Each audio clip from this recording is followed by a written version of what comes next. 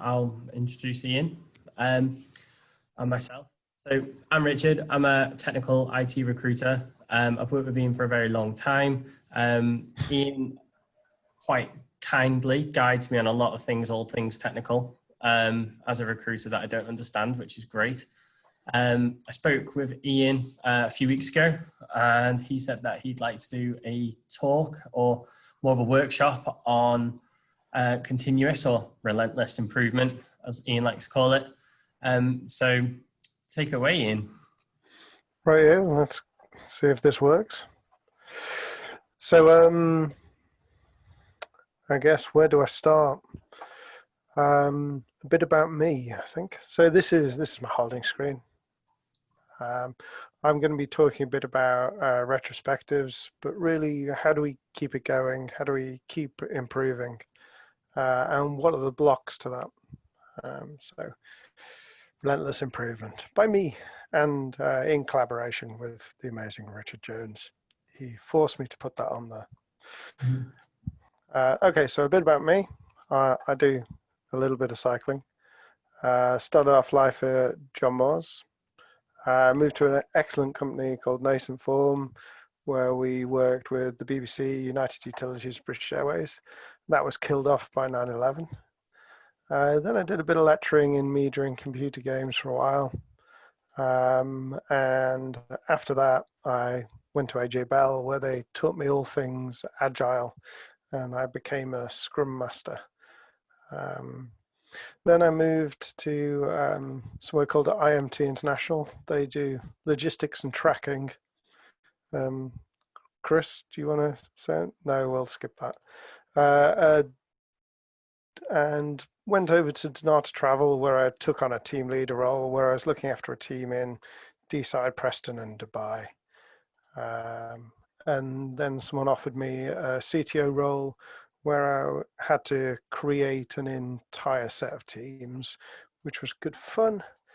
And now I've come back to be a developer at PIMMS, but recently I've been laid off because of COVID-19, which is always exciting. And there's a few things about me that are a little bit weird. I can type fast and I can read, and I can't spell for toffee. But there's a few things that I really like doing. So even in lockdown, I swam 2.5K, I cycled 93 kilometers, and then I ran 21 kilometers, which is a half Ironman for those of you that don't know. And it's amazing what people do for a t-shirt, even if it does say lockdown. So that was quite cool. And okay, so who am I expecting here today? I was expecting a set of managers, development managers, scrum masters or developers. And really what I want to do is a bit of a workshop. So how's it going to work? My glamorous assistant, Richard, is going to facilitate our communications. Basically, he has admin rights and knows how to use Zoom a little bit better than me. I need your experiences. This is hopefully more of a conversational chat than me telling you how we should do things. And just to say, as a manager, every day is a school day. We always learn everything. And what am I hoping to achieve? Well, really, I'm just hoping to make you think. Some processes that are set out in Agile may just not work. And I don't think sometimes people take that into account. So it's kind of, don't be surprised when stuff doesn't work. So let's dive into Agile.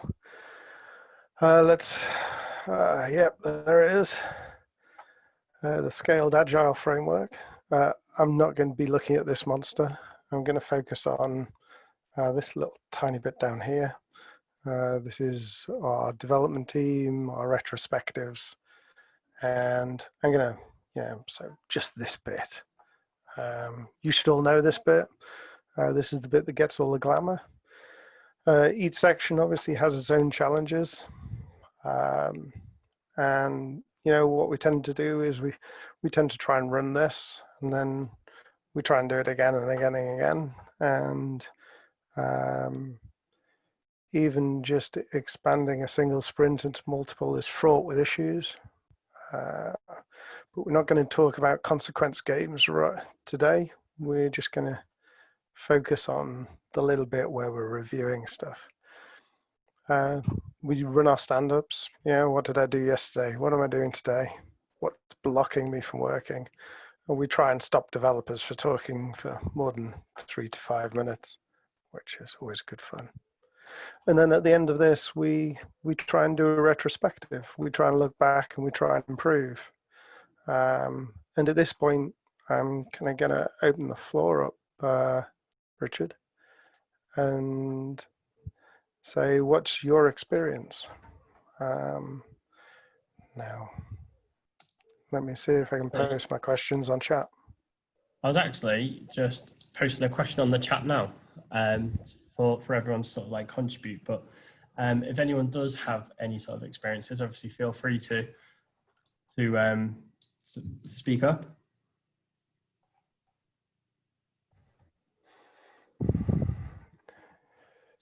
So does anybody's workplace currently, do they allocate time to sort of talk about continuous improvement?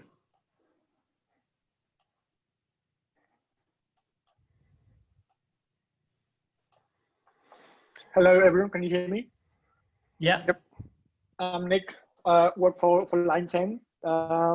Currently, we're doing Scrum. As you say, we do our reviews, retrospectives. So this one is really interesting for me, because I'd like to know your opinion on how we should do our retrospectives.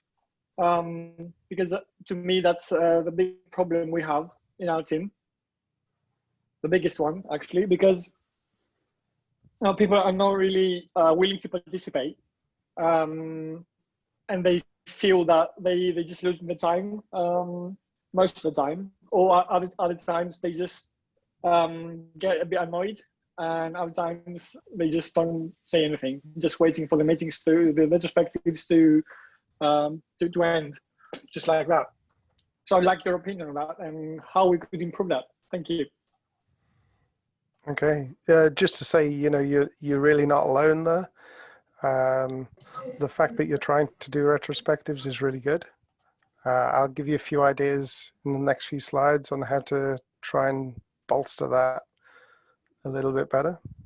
But has anybody else got some more to add to that? I mean, has anybody stopped doing retrospectives?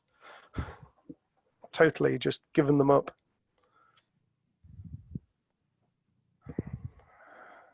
I love this silence, Richard. Yeah. So I'm just waiting for people to respond to the comments in the chat bot. But obviously businesses these days, they need to march on with much more developments, and I think a lot of people can get carried away with actually getting onto the next project or moving on to the next phase. And I personally believe retrospectives in all things in life, whether it be recruitment or whether it be even how I go about sailing my boat, they're all really important. So if anyone's got any examples of that, that'd be great. I can chime in. It's Alex Jaziri from IntelliQ. Evening, Alex. Hey, Ian. Yeah, I think in a way retrospectives for me always felt like a holdover from the older sort of water flow. You have a retrospective after every project to find out what you did right and wrong. And I think one of the big caveats that comes along with it is you need a specific corporate culture that will go along with retrospectives in order to make them worthwhile. And you need a certain group of people that are, willing to sit down, really think about it and come up with issues. I think whenever you try to institutionalize something like this, the way Scrum Agile does, for example, it can be a recipe for disaster because you're forcing people to do something. And it's kind of there to solve a problem, but unless you have a problem, you're really just sitting down, I feel, to fulfill some ritual that most people sit there going, well, it went okay. Why are we doing this? Yeah. I've always found that people do fall into these cartoon stereotypes that I've got on the screen here. You know, they bring their laptop into the retrospective because they just want to carry on. They sit there and just don't interact, you know, can't be bothered, or sit there and sit back.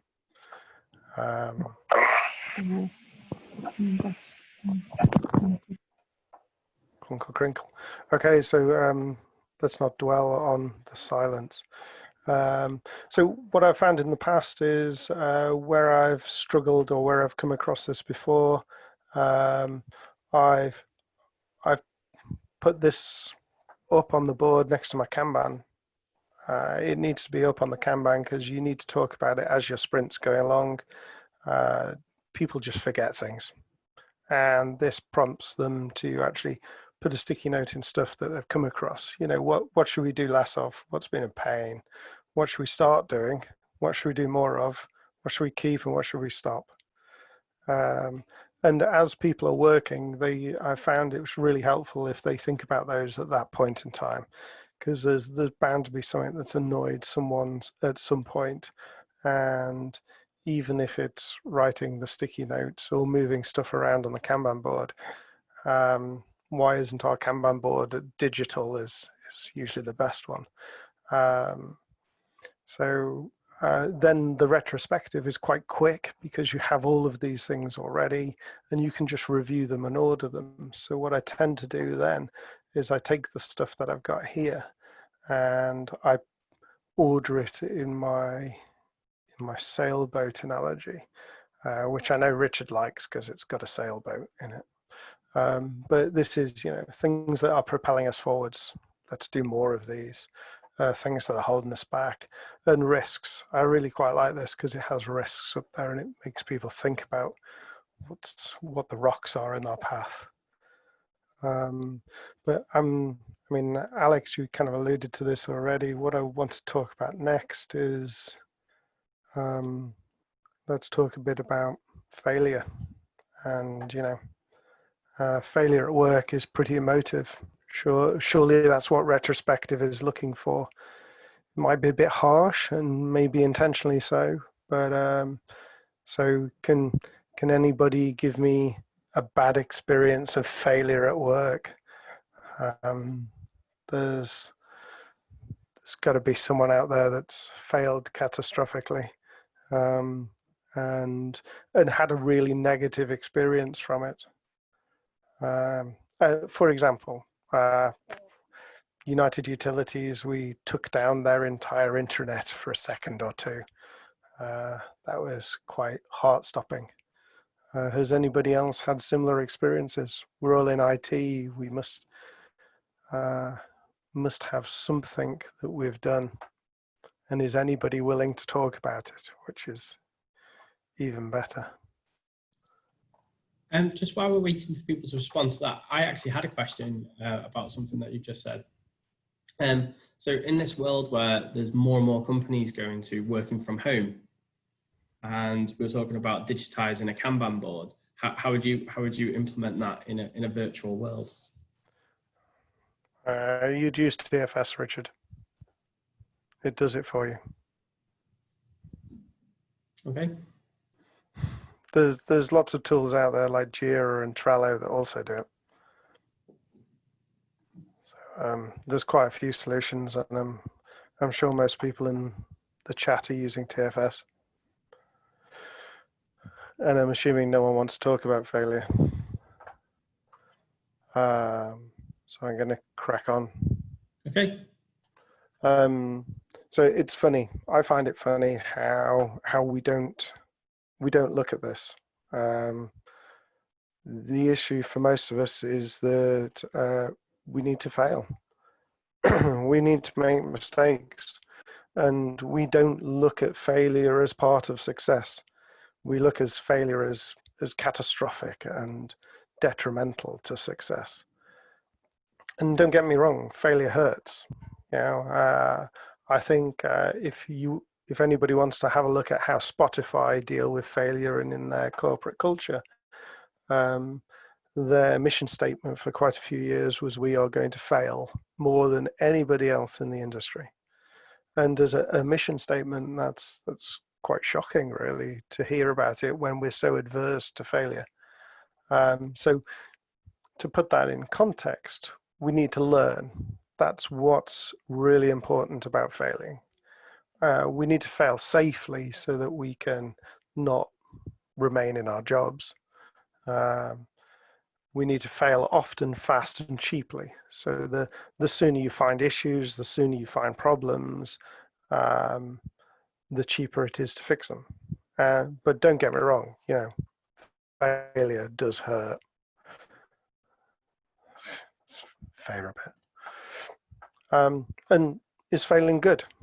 Can anybody give me an experience where they failed, but actually that failure has led to exceptional success? I'm sure everybody's heard of Richard Branson and how many times he's failed to set up good companies, failed to back the right horse, if you like. I think there are loads of examples of that, though, isn't there? So obviously you gave an example of Richard Branson there, but you've got Peter Jones, one of the dragons out of Dragon's Den. You've got people like Simon Cowell. Simon Cowell actually went bankrupt, didn't he, before his success? So, Chris Bowles, with your bike, have you got any examples? I'd go with Ray Kroc, generally. He's the guy that found McDonald's, right? He was a salesman selling, what was he selling? Milkshake machines until his mid-40s? Something like that. Ah, fantastic. I mean, you can take a more sort of objective view of, was that guy a success? Well, up until then, you might not have thought so, right? But he was at the right place to capitalize on an opportunity. So obviously, whatever failures he had in his life was a training, in a sense, right? To identify that moment. Yeah. And I do find it really funny because that failure learn cycle just doesn't appear anywhere. I mean, why is failure never mentioned?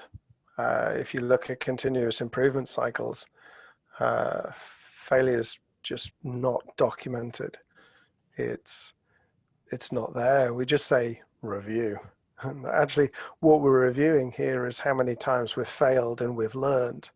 And it's really about the learning. But to learn, we need to get stuff wrong. We need to develop that. And that's where I think we stumble in our retrospectives, is when we're thinking about process improvements, we're not really au fait talking about failure. So, we're all quite gifted, but dealing with failure, that certainly wasn't in my C# handbook. So there's some human factors involved in here. And as you said, your retrospectives don't work or you struggle with them. This is a human response cycle to change. But it also, it's the suggestion of change. It's when you get criticized, when other people point out your failures. So let's just run down this first half of the list, because I expect sometimes you get these in retrospectives when you run them for the first few times. You get people who are shocked, people who say, nah, nothing to do with me, wasn't my fault.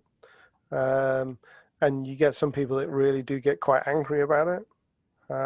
And you get a huge amount of blame. What happens is, if you don't deal with those people at these points, they can really get stuck on this. And as you can see, your productivity of your team in their performance can really drop. If one team member is stuck on, that was all Brian's fault. And what I do in my retrospectives is I try and get that out onto the table, and we talk about it, and I turn it into more of a team building activity where we're talking about why people are getting angry and why there's a bit of a blame culture in my teams, or why, there's shock and denial there. And we try and build into it so we can build some stuff up so my team is more supportive. And sorry, I'm just reading my notes. And yeah, I guess the important thing is if you don't deal with those things, someone can get stuck at this level and remain unproductive. So you really have to try and look at this as, let's try and take the negativity out of there. And that's negative feelings, negative comments, negative conversations in teams. And this is something that I seem to deal with when I set up a new team, when I adopt a team. I come into this negative environment, and I have to try and turn that round. And what I do is I use my retrospectives to kind of help me out with that, because it should be this kind of safe place where you're allowed to have those types of conversations. So does anybody else have dealings with trying to turn negative comments and feelings in teams into positive? Has anybody had an experience where they've had to turn a team around, or even suggestions on how to become positive in our outlook?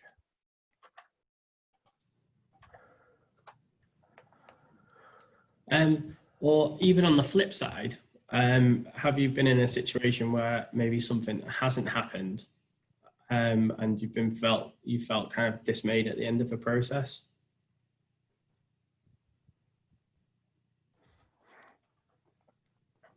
I'm going to take that as a no.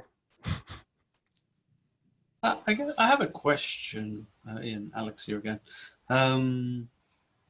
So essentially, we're saying that you look at the retrospective as a way, you're saying that retrospectives initially fail because of the reasons that we look at. And it's a question of, do we push past it, sort of addressing the issues of why the retrospective is failing, right? In order to bring it around to a situation where you can do the retrospectives and have a positive contribution from all the team members. It's just that to get there, you kind of have to train everybody in doing a retrospective for the purpose of recognizing, failure in other processes and not taking things personally. Yes. So it's that not taking it personally that usually is a blocker for people suggesting change. So the idea of blame and anger and stress stops you from not taking that personally. And all of this negative feelings and failure and anger and stress are when people take real big ownership over the things that they're doing and think they've done a perfect job. And when someone comes along and goes, actually, you could have done that better, that's something you need to manage very carefully in a retrospective. Okay, especially in a dev team where everyone is really proud of their work. It's really hard to tell them that you could have done things better. So that's where ego kicks in and sort of kills the retrospective. That's my experience in a way. That's a very good experience, Nick.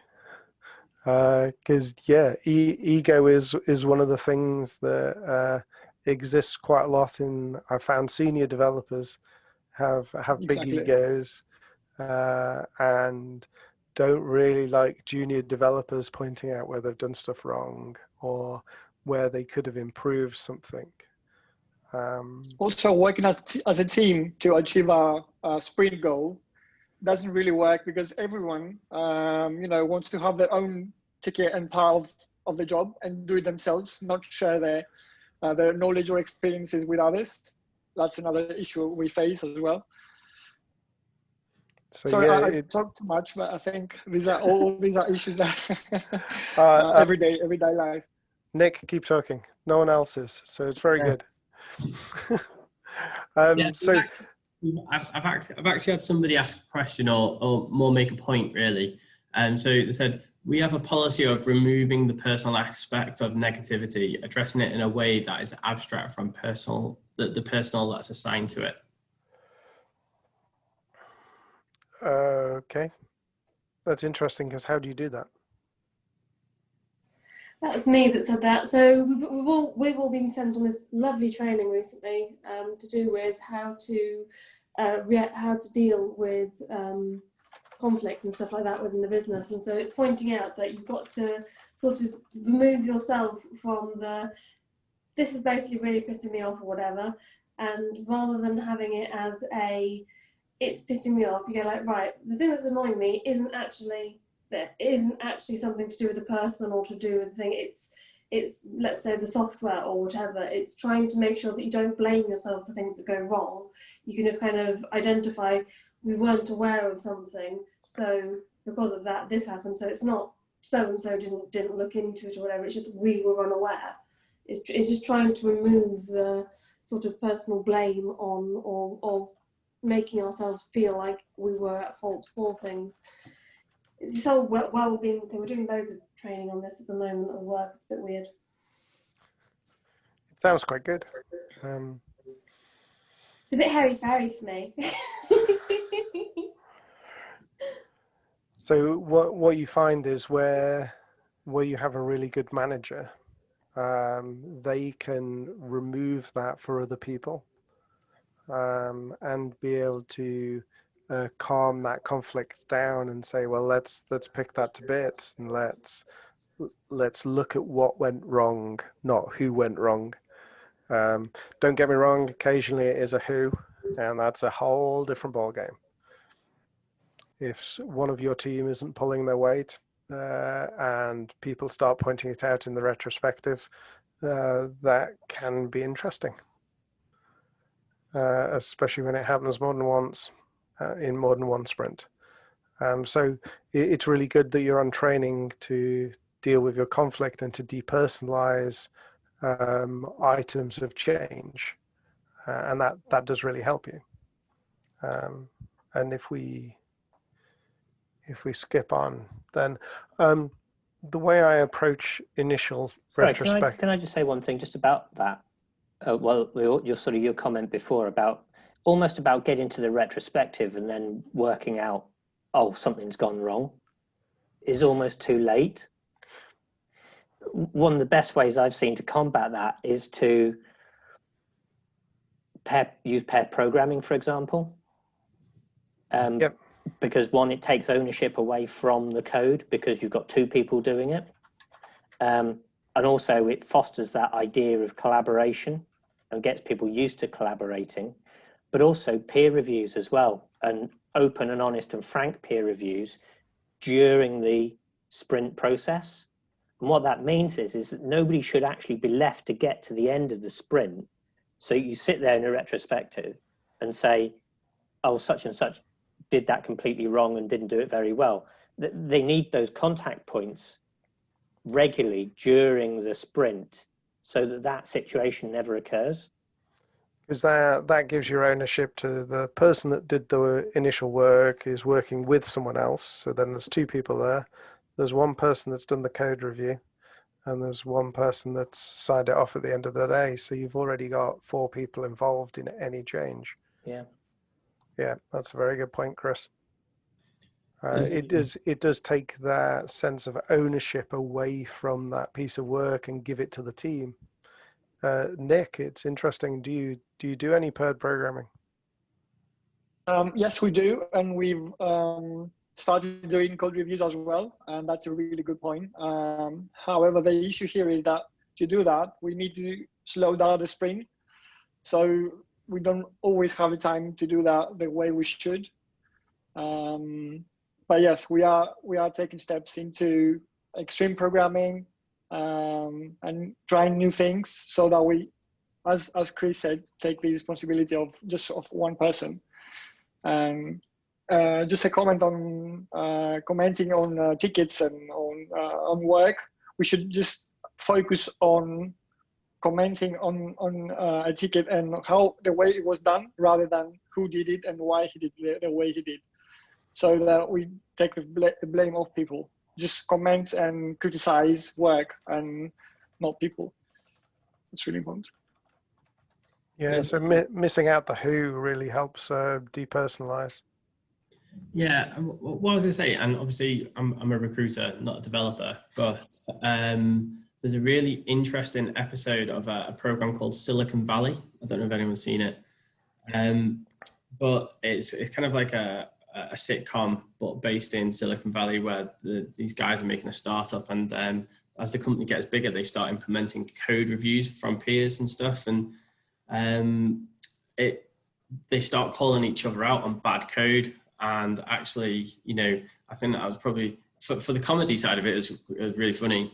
But from actually, if I was in that situation, I would probably feel a little bit embarrassed. We've actually had a message in from Claire to say that failure is culturally installed in school. Failure is punished with at least negative experiences. So it's actually hard for us to reprogram these teachings as well. So it is indeed. That's we're all British.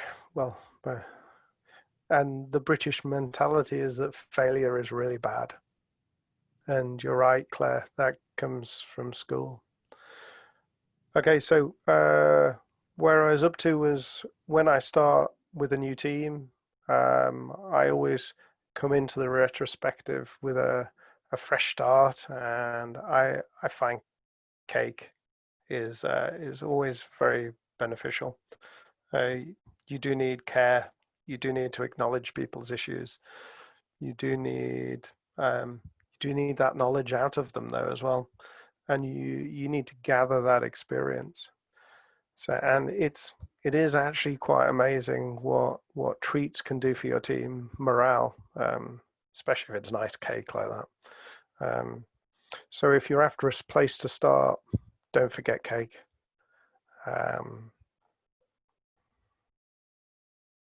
And it's all about not only what you take into a retrospective, but also what you get out. And this is kind of alluding to, getting people into the right place. I need to belong. I need to feel safe and secure. To collaborate in a team, I need to feel valued. And the people around me and my company need to celebrate my successes, and not just point out the failures. It's really easy as a development team to be negative all the time, and to just focus on what's going wrong. Oop, spacebar changes it. And the next is supported. This is about emotional support. You need to be understanding. You need to have empathy. You need to encourage each other and foster team collaboration. At the point where that starts to happen, I think you team development teams really start to gel and really start to actually become more and more productive. And your company culture is really important. These should reflect your values, and your values as well as your company's values.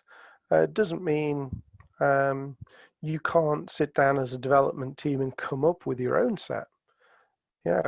Empowerment, keeping it simple, stupid, community, motivation, and data-driven decisions all help us kind of form this view of our team. Every time the team changes, your dynamics change, and you should probably revisit this type of thing. The next is you need a happy environment. Environmental factors are very important. Most of us work with headphones on, and I've gone into places where they were actually actively encouraged to wear headphones and not talk to each other. And I found it really disjointing and quite horrible. So I got them all to take the headphones out, and I find noisy banter is far better for team morale, but slightly less good for individual productivity.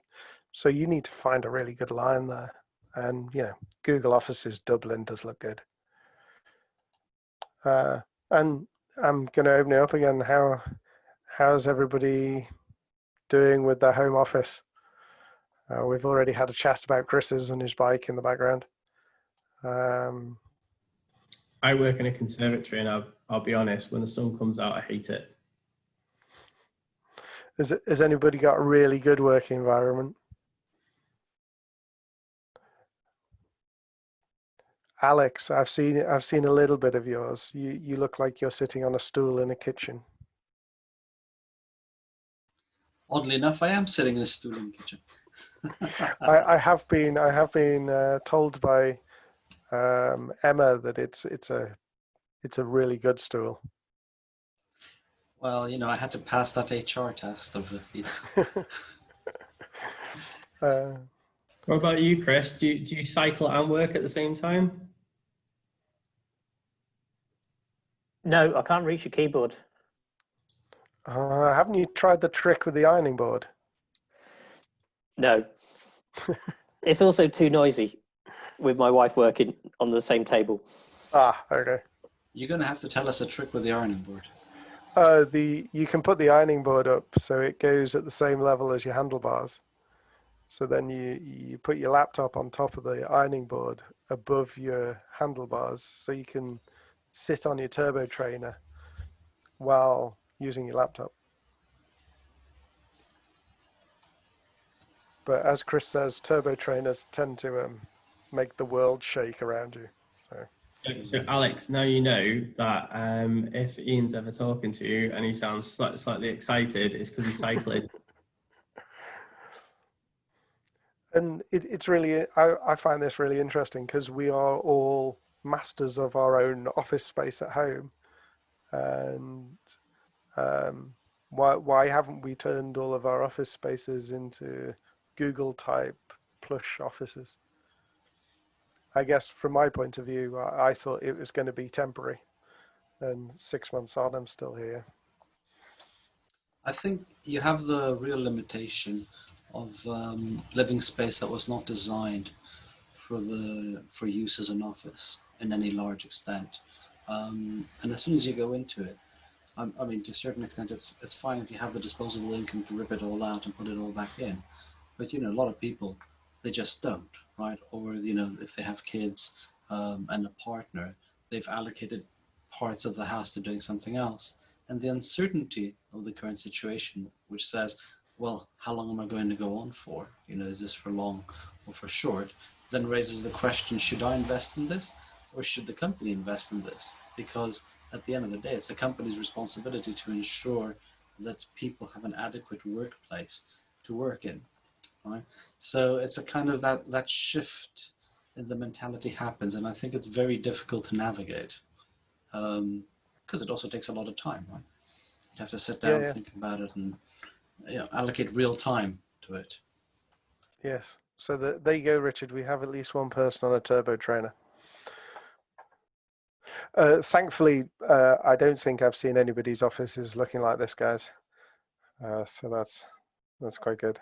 I'm sure HR departments everywhere fear seeing something like that. So, you know, I see my main job as a manager being moving stuff out of my team's way, moving the red tape, moving the clutter out of the way. And my retrospectives is, from my point of view, is focused on what's stopping them from doing a good job. Are they distressed? Are they, is something getting in their way? Is the kit not good enough? Are the processes just really, really tedious? And doing things like investing in automation, automated testing, automated deployments, adding things in like feature switches and user throttling can all kind of help alleviate a certain level of developer stress. And you know, I feel like when I belong, when I'm supported, when I have a positive culture around me, and when I'm working in an amazing place, then then I can listen properly and constructively. And that's this little loop on the right, which is listen, reassure, learn, and act. And I think that's the key in retrospectives. I think when they don't work, it's because developers have said, there's this thing that's wrong. There's been no reassurance, there's been no confirmation, there's been no learning, and no one's done anything about it. So you have to make sure that if someone's bringing this thing up, that there's a solution, or it's brainstormed into a solution, and remain positive. And that kind of concludes what I got to. Does anybody have any comments on this?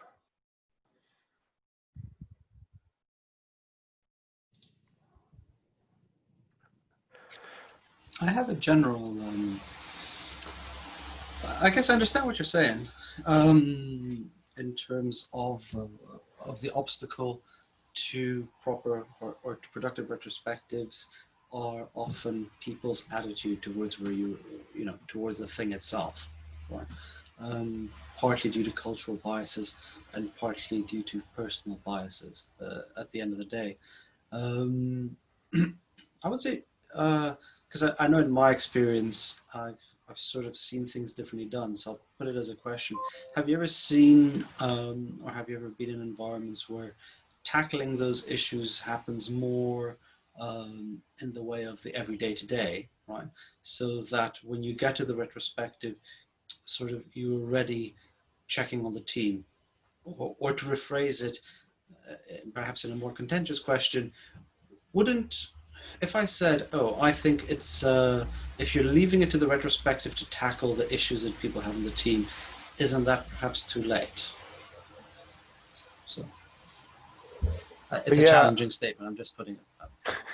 Whichever way you prefer. Have you seen I think you're right. If you leave it to some stuff to the retrospective, it's definitely too late. I think in some cases the Agile has put it that way so that it moves the idea of dealing with it out of the way of you actually completing your work. So it's a little bit like putting a pin in it, and let's deal with that later. Get your work finished, and then we'll deal with it. But I agree with you, and in some cases that's what Chris Bowles was referring to. Was, if you have that process, you deal with a lot of things there and then. So, yep. And I think I started off by there's no. I've got no answers really. It was more to spark conversation. Yeah, no, I'm with you.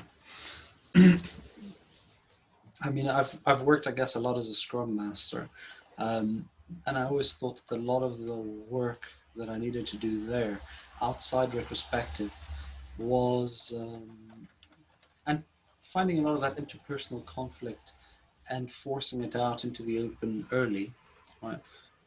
Before it fosters into resentments and he said, she said, right? Whether through conversations or pair programming or whatever it may be. And that's sort of at the heart of that, the Scrum Masters get things out of the way of the team. And the other part, which you've alluded to, is building that sense of collective responsibility, which actually is fundamental to Agile, because, if people are in a retrospective and they're blaming each other, always leaving aside situations where this, is justified for whatever reason. But I'd say that, most of the time, the question there is, has a sense of a collective responsibility been properly instilled in the team? Do they know that we fail together and we succeed together? That nobody can cover themselves in individual glory. It just doesn't exist. Hero developers are always an issue. Yeah, they are. There are, there's specific things about hero developers where you can appeal to their ego in order to foster in them responsibility for testing. You can make them understand that, it doesn't matter how good their code was, They can't blame the tester for the fact that it failed if the customer doesn't accept what happened at the end of the day. The team failed, and try to get the developer. I guess where I've seen it work successfully is where you see the developer finishes his work as a hero and then sits down to do the testing with the system tester and to train him in the code, right? Sort of, they come at it differently, right? They still come at it from the point of view of, I'm helping somebody out because I'm so good. But again, it's always a work in progress, right? Building that team. But it's, as you said, it's that fostering the team. Team comes first. It's getting that team mentality and that built in right at the start. Yeah. I think that's really important. Yeah. There's no I in team, but there's a U in suck, isn't there? I wish I could draw the picture. There is an I in team, but it's in the A hole. Have you ever heard that? No. Okay. I'm thinking about it, but Yeah, if you draw it in capitals, there is an I in the A. yeah. But it's always so the joke is the I is in the A hole. Oh man. So I guess if and I know I'm monopolizing the conversation here, and I will until somebody else unmutes, I guess. I would say in more general, how then, once we're past the stage of, the difficulties with getting through the retrospectives, overall, how useful do you find retrospectives as a tool and as a part of the Agile Scrum sort of process, Because I've always found that there's diminishing returns, but I might have been doing it wrong. That's the thing. No, I think that's exactly it. Every experience I've had, it's been diminishing returns. As my team gets better as working as a team, my retrospectives work less well. Because the things that are coming out of the retrospective have already been dealt with by the team in normal sprint work. So I always find that after the first few months, I stopped doing them. Or it evolves into a 5-minute chat and it turns into, we do a show and tell. We have a 5-minute chat about what went really well, what didn't, and we praise people and the team for what we've done really well, and then we move on. So I think you're right. The better you get, the fewer things you can improve on. So the value in your retrospective drops off. I always find it funny when the team changes in some way. So if your dynamics of your employees change, you get 2 people new on, then all of a sudden that they become more productive for a couple of weeks and then it tails off again. So have you got any suggestions how you would keep it fresh? My suggestions on keeping it fresh is trying to do that sailboat and the keep, do, don't on the board. But as I said, it ends up being a 5-minute chat, not a 1-hour retrospective session that's booked in the diary. Okay. So Nick, I'm interested whether this is First of all, helped. I have to say I'm jealous of your 5-minute retrospectives.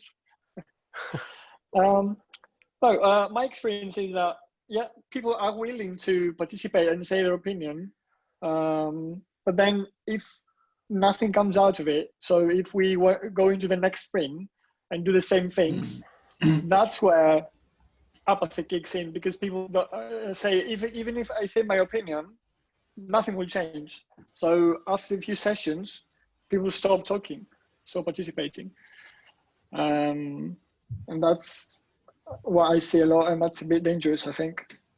So when we finish a session, we should take something out of it and then use it in the next sprint or in the next sprints, so that we, keep improving. And a question I have here is, how loose should a company, leave the dev team to self-organize? How loose should they be? And where's the line when they go and say, here's where we enforce things and we give you direction. Enforce is a very strong word, obviously, but here's where we give you direction on how to do things. And here's where we leave you self-organize and improve by yourself. I guess that depends on the freedoms of your company. Right. So there's no right answer, you mean? There's no right answer where that line sits, but if you can prove to your company that changing this is going to make your development team faster and more productive, I can't see a company having issues with that.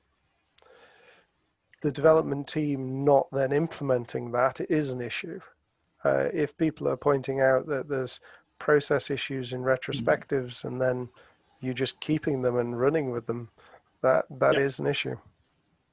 And perhaps it would help if your notes from your retrospectives were on your Kanban board as process improvements.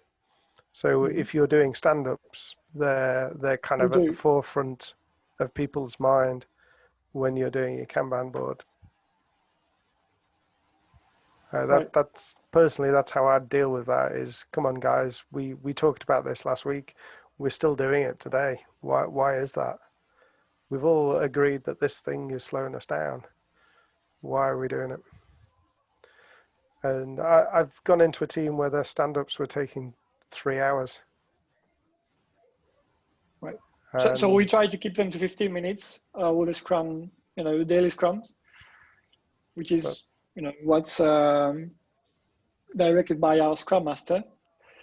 But my question here is, and thank you for what you said, is where, I think we are too loose to self-organize and self-improve. These are nice terms and nice words, but at the end of the day, where's the line that you draw and say, now you have to do this and this and this, or you should do this and this and this in order to get to the next level?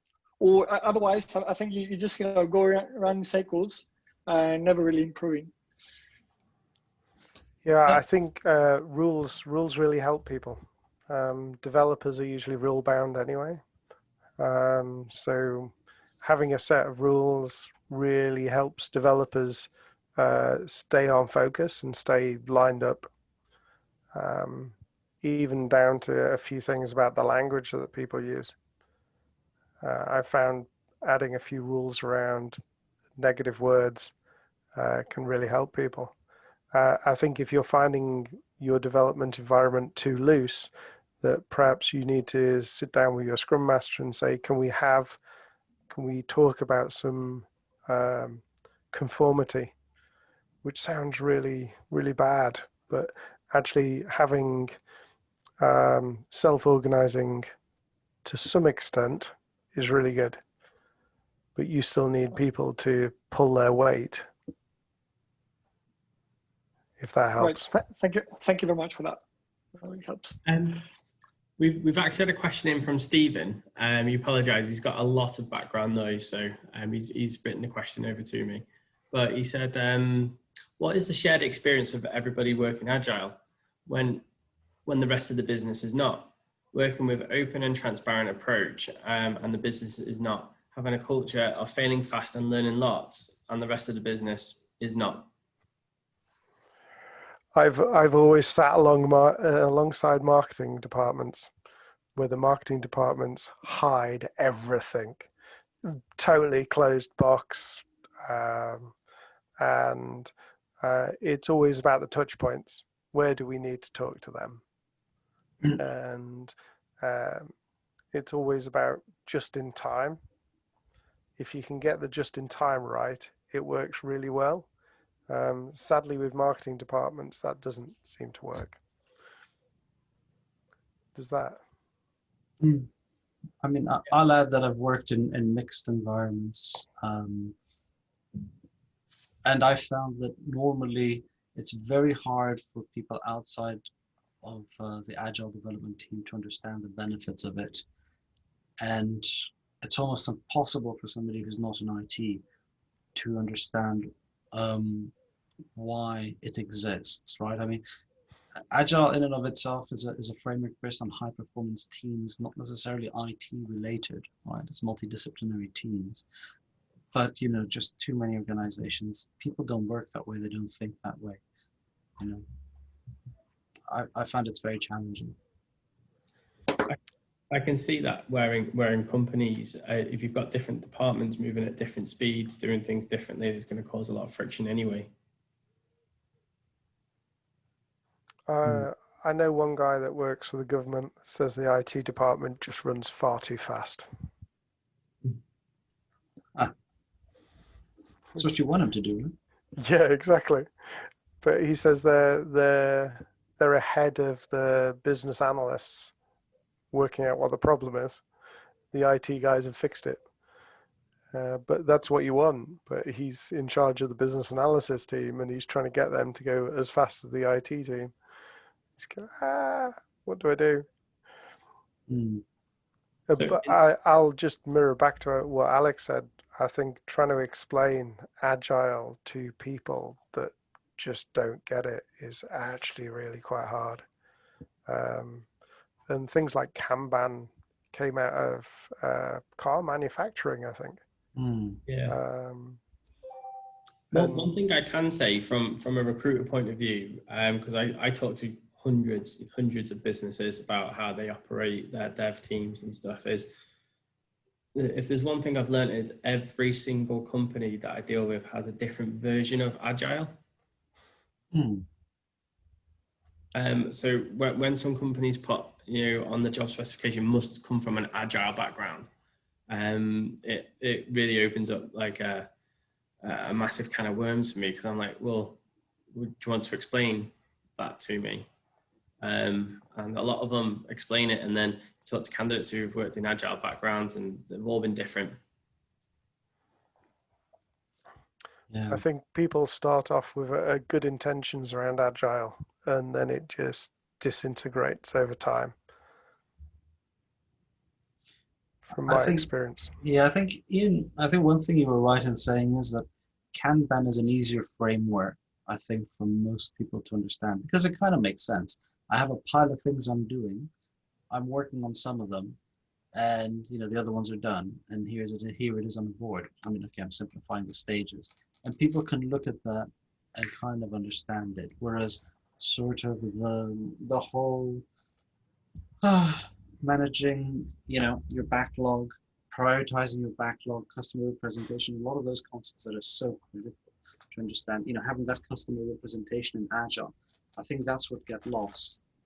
What gets lost is the Scrum Master's responsibility, the management that has to go into the team, the representation of the customer, the flexibility you're supposed to show, but also the reliability of sprints in delivery, right?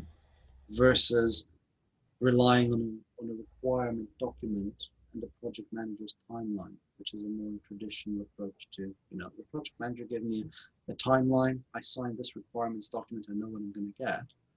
You know, whereas with this Agile thing, you're telling me I don't know what I'm going to get, and you don't know how long it's going to take. How can I possibly sign up for that? You know. There it goes. That's probably, I'd say it's one of the biggest issues I think we have with Agile, where we work now, is they kind of want, they understand Agile to a degree, but they want the benefits of Agile sort of delivery week in, week out with the concrete delivery of waterfall. And it's quite hard to mash the two together, and we end up with like a bit of a mashup of the two, if that makes sense. Agile. Can cause, yeah, basically, yeah. So I find if you don't lock your sprints down, and people add stuff into it when you've started, that's the whole consequence game of, you know, what happens. I've already started this and someone's added stuff in. Do people sit down and confirm what they're going to do in the sprint and sign that off? Yeah, so we do lock down sprints as much as we can. Ultimately, someone always wants to squeeze something into one, but we lock them down to a degree, I suppose. I think one of the biggest problems is if we do come across an issue in a sprint or something gets pushed back a sprint, because they try to lock them in for weeks to come to meet the sort of end delivery date, it ends up pushing everything back. So you find as you go through the sprints get harder and harder to deliver, if that makes sense. Yep, it does. And it mirrors my experience as well. Mhm. And Yeah. I think, yeah, Agile is all well and good, and a sprint pattern is very good, but it throws out quite a lot of issues as you start putting stuff in there. Mm-hmm. One of one of the ways that late rooms used to keep their scrum meetings short in the morning was if you were speaking, you had to do a plank. That could be an idea. Yeah, I'm not doing that. I saw a picture of it on LinkedIn once. I was like, oh, that's interesting. So the only way, Chris, I've ever seen this done quite well is where there's enough contingency in your sprints. Yeah. And the way I've done that before is to have a pick list so that the sprints are locked down, but when you've finished everything in the sprint, there is a pick list of things that you can add in Mm-hmm. to soak up the contingency. Yeah. Yeah, I think we do try to do that as well, and we have a sort of capacity planning and see what we can squeeze into the sprint, and we always leave a bit of a margin, but it just doesn't always kind of work out. So I guess as well, they always tend to come with deadlines sort of before the sprints are properly planned, so you almost end up trying to fit work into sprints rather than planning the sprint properly, if that makes sense. yep, that sounds like your company doesn't, as Alex said, or was it Stephen? Your company doesn't understand Agile. Yes, yeah. Um, One of so those. there, you should still be able to hit a deadline, but your Agile development is there to throw stuff out on a very quick basis. Yeah. And hitting a definitive deadline is kind of counterintuitive to what your Agile thing is trying to get doing.